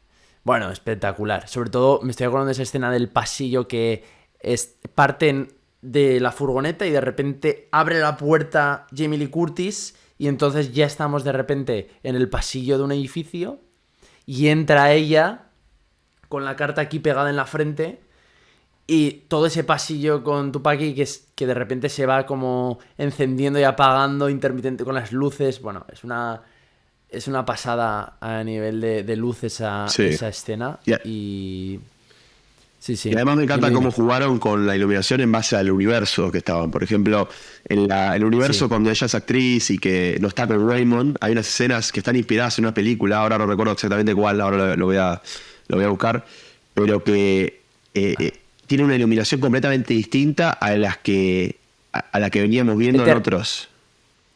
¿Te refieres a las de tipo de años escenas de los 70 de Wong Kar-wai? Sí, no sé quién específicamente, ¿O no? pero acá estoy viendo en una fuente de Vanity Fair que esa escena está basada en In the Mood for Love, una película, si no me equivoco. Sí, esa de Wong Kar-wai, Ah, justo. perfecto. Sí. Que por cierto es una película muy recomendable y tiene un uso del color y de la estética muy... Y de repente se inspira en eso. Está... claro, sí, no, la película es muy virtuosa en ese sentido también a nivel visual porque, como tú has dicho antes, también el 4/3, cuando ella es pequeña, chica, se está yendo en el coche, todo ese look de repente que adquiere la cámara es muy setentero, ¿no? Y de repente te transporta a esa época. Desde luego han jugado con muchas cámaras distintas. La mayoría lo han rodado con una Arri Alexa Mini, pero luego también han usado lentes Atlas Orion o las Hawk V-Lite.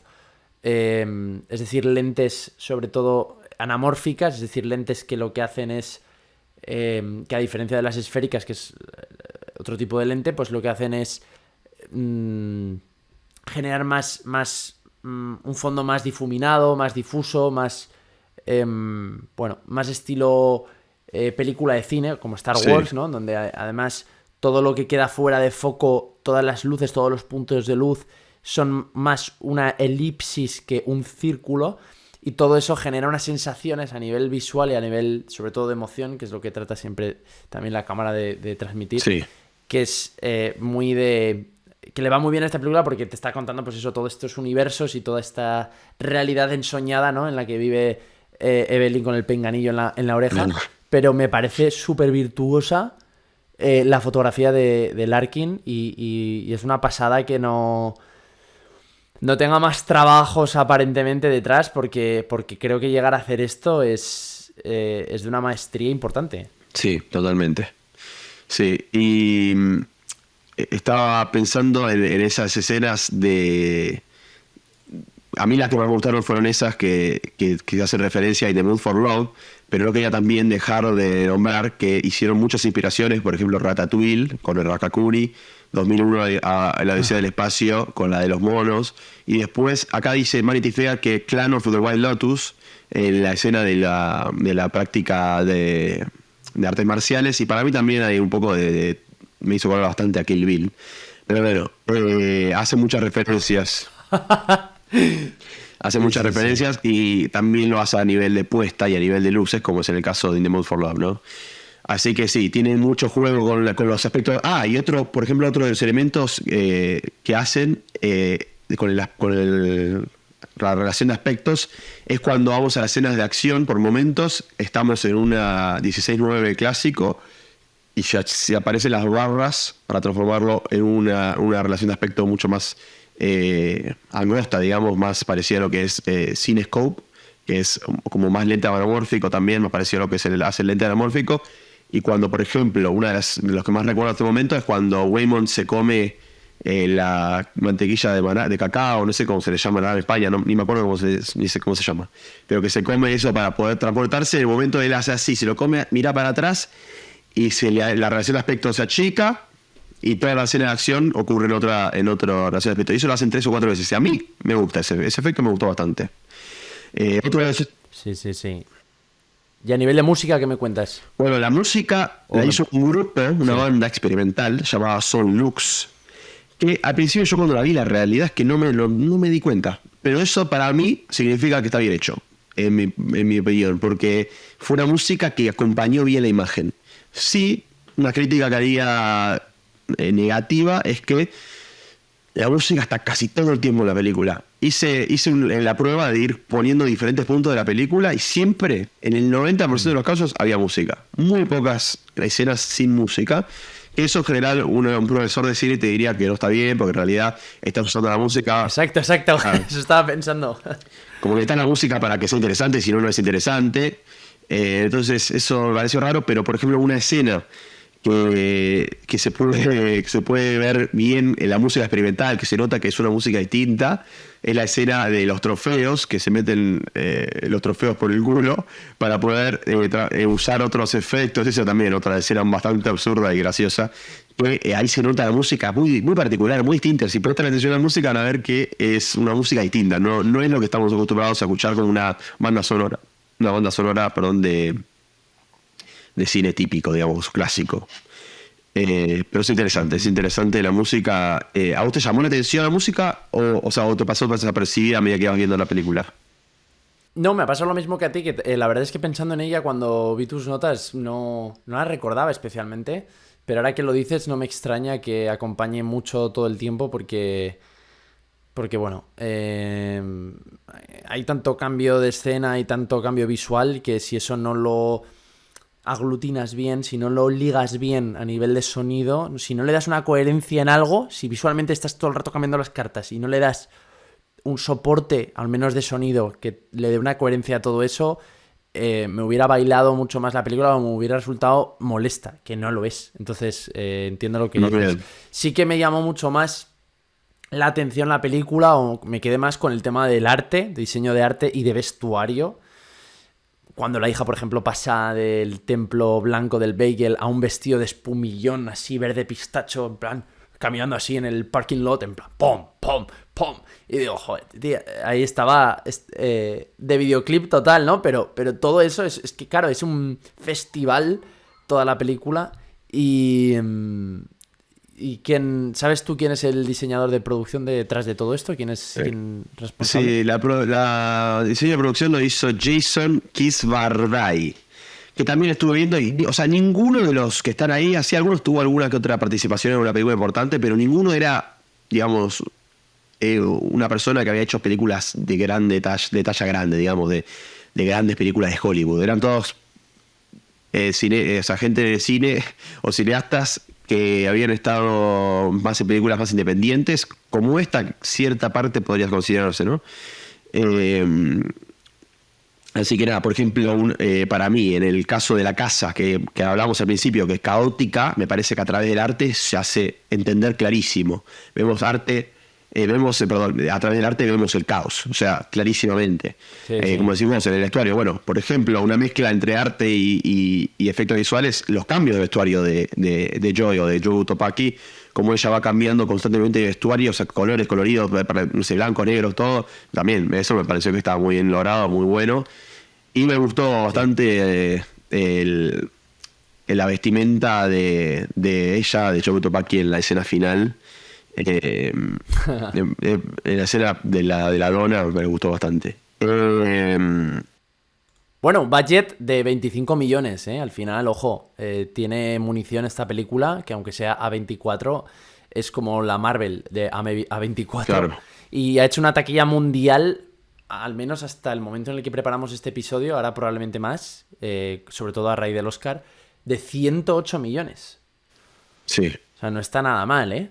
No está nada mal, ha multiplicado por 4 la inversión y eso para A24 son palabras mayores. Claro. Hombre, tú ¿Ves esto como una contestación a las películas de Marvel?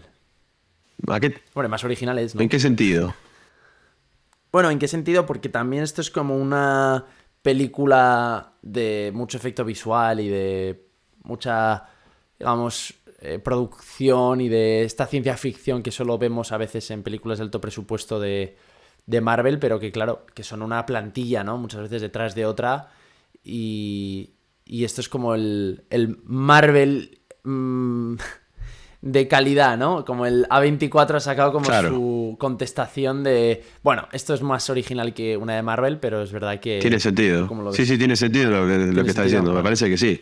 Me parece, o sea, no sé si intencionalmente, pero si lo miramos afuera, claramente vemos, si analizáramos dentro de varios años este cine, veríamos las películas de Marvel y veríamos esta y veríamos claramente como como Everything All at Once, una versión mejorada quizás de muchas películas de Marvel, porque algunas de Marvel deben, no sé, no las analicé en detalle todas, pero debe haber algunas que están mucho mejores, pero esta me parece que es una película, o sea, comparándolo con Marvel, mucho más interesante. Que sí, como decimos, es un molde. Las de Marvel caen siempre lo mismo, me parece.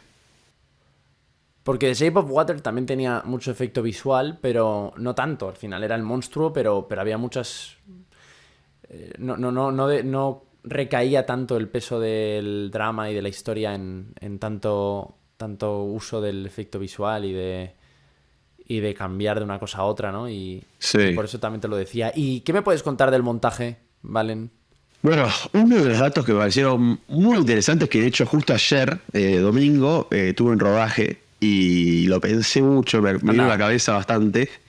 El tema de Muy bien. que contaron cómo Daniel Kwan, por momentos, busca o sea, cuando uno hace un rodaje, tiene una serie, digamos, de acciones que hace, o como no me sale, como un mantra para arrancar a la toma y terminar la toma, ¿no? Uno dice silencio en el set, cámara, la cámara Sí. rodando, etc. La entradilla del programa, ¿no? Lo que se escucha. Claro, correcto. El roll sound. Silence, please. Correcto. Roll camera. Roll sound. Perfecto. Eso Bueno, mismo ¿y qué? sucede, ¿no? Y uno cuando dice web cámara, la cámara comienza. Entonces, comienza la cámara, se canta, se dice, no, toma tal escena tal, toma tal, se hace la marca, y entre ese momento de la marca y la acción pasa un momento, ¿no?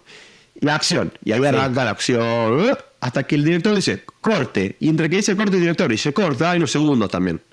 Bueno, Ryan Kwan cuenta que él muchas veces mira en esos segundos, antes de la acción y después de la acción, o sea, después del corte hasta el final, porque hay momentos que se ven tan reales. A mí me pasó de verlo en montaje, cuando estoy editando, ver esos momentos que son, que a veces son interesantes. Es como loco ver el actor cuando corte y cómo cambia. Ese momento es muy divertido verlo. Y él les cuenta que en Everything All at Once ponen una toma de Michelle Yeoh, como que termina la escena y dice el corte y ella hace un movimiento como de relajación, como no sé, que no era del personaje y lo pusieron dentro de la película. No sé dónde, no lo detecté. Qué bueno. Pero me pareció muy gracioso eso, y como ellos, el otro Daniel, que a ver, se me va el apellido siempre, dice... Shane Hurt, lo tenías por ahí. Sí, por ahí en las estaba. notas, te lo he visto. Sí. Él, como lo define, me pareció gracioso, con un momento que se ve la realidad muy intensificada, no sé, una cosa así, me pareció muy gracioso y muy interesante eso. Pero además de todo eso, bueno, el montaje en conjunción con todos los videos, con todos los efectos especiales, me pareció de las mejores cosas de la película. Te diría, si no te diría la mejor, de las mejores. Tanto el montaje como su conjunción con los efectos visuales. Es una locura, la verdad es que es un trabajazo de Paul Rogers, ¿no? Que es el editor. La verdad es que es una pasada cómo le encuentra muchas veces el ritmo a todo eso y el corte de tantos planos, tanto frenético, de tanta... en fin, toda esa yuxtaposición de multiversos es una pasada, todas esas capas que va creando con montaje. Y es muy interesante lo que has dicho del antes del corte, de que coja metraje o segundos de acting antes de la acción, desde la claqueta hasta la acción, y después del corte, que nunca me lo hubiera imaginado porque siempre he pensado cuando se rueda, cuando hemos rodado, siempre dices corta y es el tiempo que tarda el director de fotografía o el operador en procesar esa información mentalmente y darle al Sí. el dedo. Pero es verdad que antes, por ejemplo, de la acción, sí que es verdad que hay momentos en los que ya los actores están preparados o están escuchándose activamente o están reaccionando o están ya metidos en el papel y hacen algo o prueban algo que no es intencionado, que no está muy... No son muy conscientes y debido a esa falta de conciencia es verdad que a veces tienen reacciones muy auténticas. Entonces es muy interesante este aprendizaje para a veces también pues en algún montaje que no tengas suficiente material o el estar suficientemente despierto como para saber ver estas cosas. Me parece muy interesante Sí. eso que dices de Kwan, de que encuentra oro antes de la acción y después del cut. Es un buen aprendizaje para llevarse de esta película. Sí, correcto. Bueno, ¿y qué te parece así a modo de cierre? Vamos concluyendo esta película. ¿Te parece sobrevalorada? ¿Te parece infravalorada? ¿Te da igual la valoración? ¿Y quieres decir algo? Yo básicamente diría que es sobrevalorada por mucha gente, como por la academia, y creo que como bien hablamos durante todo el episodio, es una película atractiva en el sentido del tema, es divertida, todo, pero uno podría decir, bueno, pero ¿qué tu opinión qué tiene? Porque es subjetivo, el arte es subjetivo. Pero yo te diría, sí, el arte es subjetivo, sí, pero tiene ciertos elementos más capaz técnicos o ciertas cosas que están atadas a una objetividad. Por ejemplo, si todas las tomas de la película hubiesen estado fuera de foco, diríamos tranquilamente que eso está mal, porque no puede estar rodada fuera de foco. Entonces hay ciertas cosas que se escapan de la subjetividad.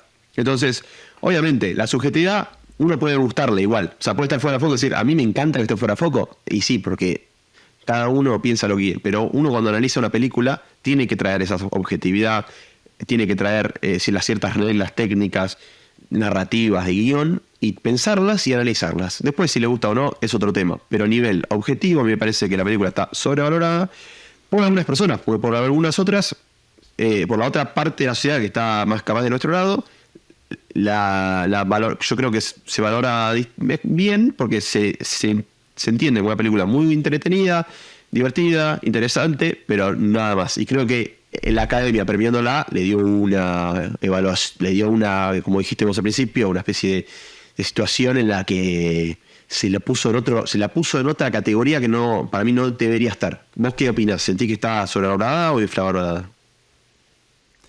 A mí como reflexión final, yo entiendo que la película intenta decir algo profundo sobre la vida, ser feliz al final con esas decisiones que hemos tomado, no tener remordimientos y tratar pues de entender a lo mejor primero a los demás antes de hacernos entender nosotros mismos. Eso es fascinante, me encanta, me gusta, guay.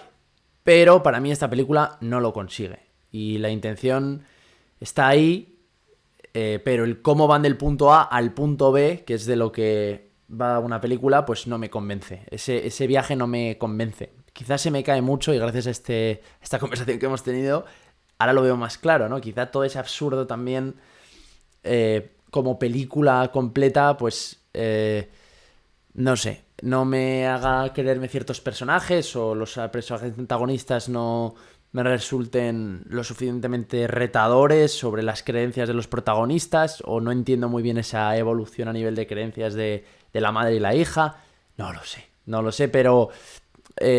o sí lo sé, quiero decir, pero no... Al final ocurren tantas cosas que es complicado aclararse con Everything Everywhere. Y aunque haya momentos divertidos o momentos que me rompan, ya te he dicho, como el de las piedras, que siento ese batiburrillo de emociones en esa escena con la voz en la voz en off, no, con los subtítulos, no puedo ser indulgente. Y oye, para eso hemos decidido hablar de cine y tener este podcast, para ser honestos y decir las cosas como las pensamos. Y esta película no es tan buena, lo siento, no me resulta tan excelente como ahora pues un premio nos la quiere pintar. Y si alguien me viene y me dice, no, perdona, es que no la has entendido, no la has pillado esta película, pues oye, le doy la mano Yo ya he explicado por qué el guión no me funciona. Tengo miedo de que el cine también a futuro evolucione hacia este tipo de películas que van de intelectuales con una capa gruesa de acción, ¿no? Pero que no profundizan suficiente en una idea. Cosas muy locas, muy locas, muy locas y técnicamente muy portentosas, pero muy naifs. Es decir, muy... Pues eso, de al final todo resumírtelo en un chimpún final Disney de todas las vidas posibles elijo quedarme contigo, pero sin haberme llevado en ese viaje que al final digas eso y me hagas sentir algo. Ese tipo de cine TikTok en el que tienes que hacer que pase de todo porque si no el público es como que pierde la atención. A mí, ya te digo, en el lado opuesto a ese del espectro estarían películas o guiones o historias como los Fabelman o Almas en Pena en Inisherin. Bueno, que esas me han parecido, sin embargo, fascinantes. O Top Gun, que ya fue la con la que abrimos el podcast, que nos gustó muchísimo y que tenía un guión sólido, catártico, en donde había un conflicto de valores, en donde los personajes salían fortalecidos, pero con aprendizajes, con heridas. En fin. ¿Hablaremos también de estas pelis o no? De los Fabelman o Almas en Pena, ¿vale? Y yo creo que estaría muy bueno. Nosotros habíamos decidido que hablaríamos de la película ganadora de los Oscars y por eso estamos hablando de esta película y además es relevante hoy en día hablar de esta película, pero tenemos ganas, me parece, de traer una película como de Fabelman, ¿no? Totalmente. Que creo que a ti también te gustó mucho. Sí, una película espectacular. Y a mí, mi ganadora, para mí la ganadora del año, bueno, el Golden Globe se lo dio, se lo otorgó. Y ahí estoy un poco más de acuerdo con los Golden Globes. Pero sí, estoy completamente de acuerdo con lo que dijiste y me parece que un poco a mí, creo que lo que también lo nombramos en el medio del episodio y lo acaba de decir, un poco es la sensación del cine del futuro, ¿no? El cine que también vamos a ser nosotros, para qué lado va a tener que ir, para qué lado va a tener que virar.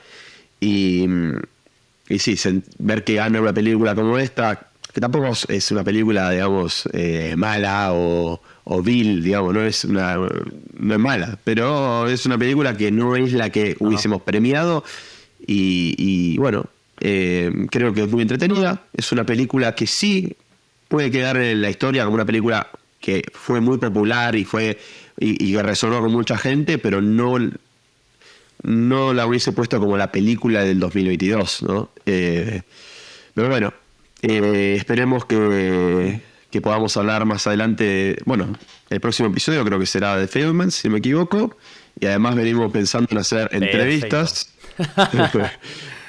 Y se vienen entrevistas con gente de cine, así que vamos para adelante con mucho más cine, con mucho más tiempo de cine.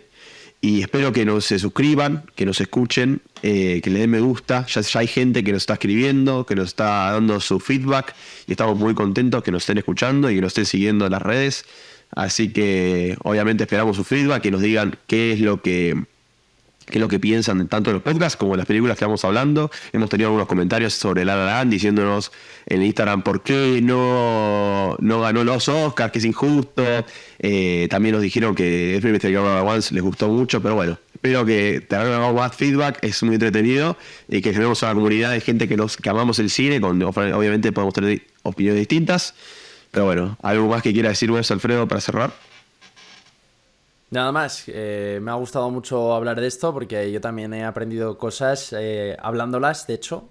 Aprendes también mucho preparando el episodio, pero vuelves a rescatar cosas o a volver a pasar el hilo otra vez por algunas cosas, algunos temas y ahora me ha quedado más claro, como el tema del nihilismo que has contado o sobre todo este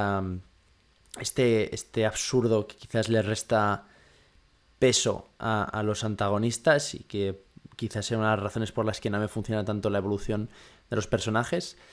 Pero bueno, en cualquier caso, esta es la magia, ¿no?, del cine. Yo creo que cabe en cualquier tipo de propuesta y se trata de que pues quepan muchas sensibilidades distintas y que muchas directoras y muchos directores pues cuenten sus, como dice un amigo director, cuenten sus vómitos.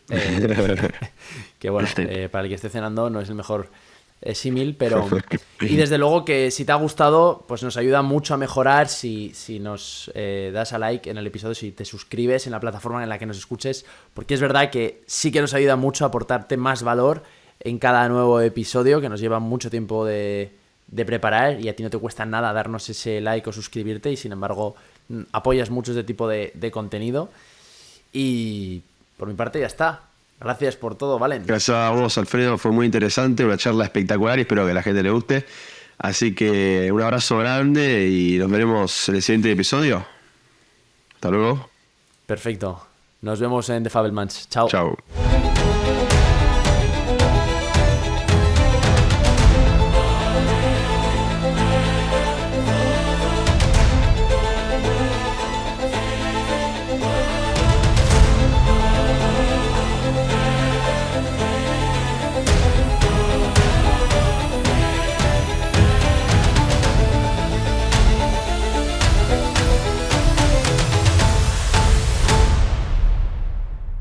Cut!